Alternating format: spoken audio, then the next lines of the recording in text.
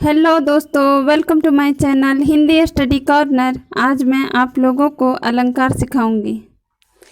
अगर आप अलंकार में शब्दालंकार सीखना चाहते हैं तो ये वीडियो आपके लिए है। तो चलिए शुरू करते हैं। आज हम सीखेंगे अलंकार में शब्दालंकार और उसके 3 प्रकार। अलंकार का शाब्दिक अर्थ है आभूषण। जिस तरह आभूषण शरीर की सुंदरता बढ़ाता है, उसी प्रकार अलंकार कविता की सुंदरता बढ़ाता है। अलंकार का मतलब ही होता है गहना। गहना शरीर की सुंदरता को बढ़ाते हैं।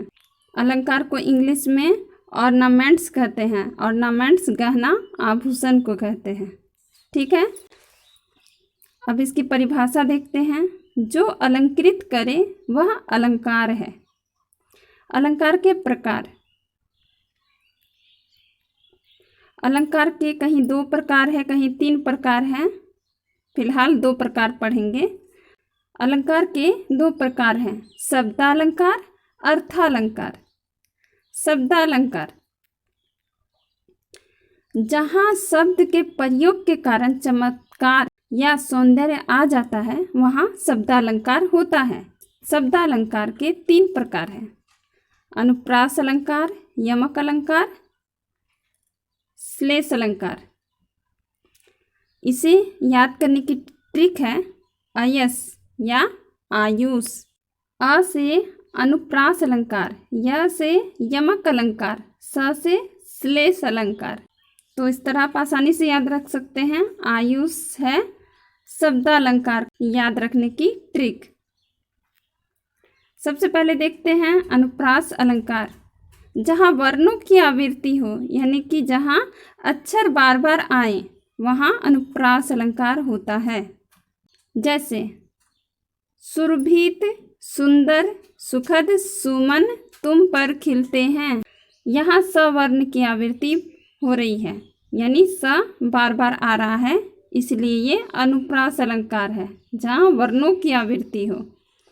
दूसरा, विमल वाणी ने वीणा ली, कमल कोमल कर में सप्रीत। इसमें व वर्ण और क वर्ण की आवृत्ति हो रही है, यानी क और व बार बार आ रहे हैं, इसलिए अनुप्रास अलंकार है। तीसरा, तरनी तनुजा तट तमाल तरुवर बहुछाए। इसमें त वर्ण की आवृत्ति हो रही है, इसलिए अनुप्रास अलंकार है। चौथा, चारू चंद्र की चंचल किरणें खेल रही थी जलथल में। इसमें चार और लस वर्ण की आवृत्ति हो रही है, इसलिए ये अनुप्रास अलंकार है। जिस अलंकार में वर्णों की आवृत्ति होती है, यानी एक ही वर्ण बार बार आते हैं, एक ही अक्षर बार बार आता है, उसे अनुप्रास अलंकार कहते हैं। तो इस तरह अनुप्रास अलंकार क्लियर हो गया होगा। अब देखते हैं यमक अलंकार। जब एक ही शब्द 2 या 2 से अधिक बार आए और उसका अर्थ हर बार अलग हो, वहाँ यमक अलंकार होता है। जैसे कहे कवि बेनी, बेनी बयाल की चुराई लीनी, रति रति शोभा सब रति के शरीर। इसमें बेनी शब्द 2 बार आया है। पहली बार बेनी शब्द का प्रयोग कवि के नाम के लिए हुआ है और दूसरी बार बेनी शब्द का अर्थ चोटी है। दूसरी पंक्ति में रति शब्द 1 से अधिक बार आया है। पहली बार रति का अर्थ जरा जरा थोड़ा है, दूसरी बार रति का अर्थ कामदेव की सुंदर पत्नी रति है। इस प्रकार इसमें शब्द की आवृत्ति हो रही है, यानी एक ही शब्द 2 या 2 से अधिक बार आ रहे हैं और उसका मतलब हर बार अलग अलग है, इसलिए ये यमक अलंकार है। दूसरा है माला फेरत जुग भया, फिरा न मन का फेर, कर का मन का डारी दे, मन का फेर। इस पंक्ति में मन का शब्द की आवृत्ति हुई है। पहला मनका का अर्थ है माला का दाना और दूसरा मनका का अर्थ है हृदय का। दोनों मनका का 2 अलग अलग अर्थ है, इसलिए ये यमक अलंकार है। तीसरा, जे 3 बेर खाती थी, ते 3 बेर खाती थी। यहाँ 3 बेर 2 बार आया है। पहली बार 3 बेर का अर्थ 3 बार और दूसरी बार 3 बेर का अर्थ है 3 बेर के दाने। इस तरह यह यमक अलंकार है। चौथा है काली घटा का घमंड घटा, नभ मंडल तारक वृंद खिले। यहाँ घटा शब्द 2 बार आया है। काली घटा में घटा का मतलब है काले बादल और घमंड घटा में घटा का मतलब है घमंड कम हो गया। इस तरह यह यमक अलंकार का उदाहरण है। तो यमक अलंकार में एक ही शब्द 2 या 2 से अधिक बार आते हैं। तो इस तरह आप आराम से समझ जाइएगा कि एक शब्द 2 या 2 से अधिक बार आए तो ये यमक अलंकार है और हर बार उसका अर्थ भिन्न होता है, अलग होता है। तीसरा है श्लेष अलंकार। श्लेष का अर्थ है चिपकना। जहाँ एक ही शब्द के कई अर्थ चिपके या जुड़े हो वहाँ श्लेष अलंकार होता है। जैसे भिखारन को देख पट देत बार बार।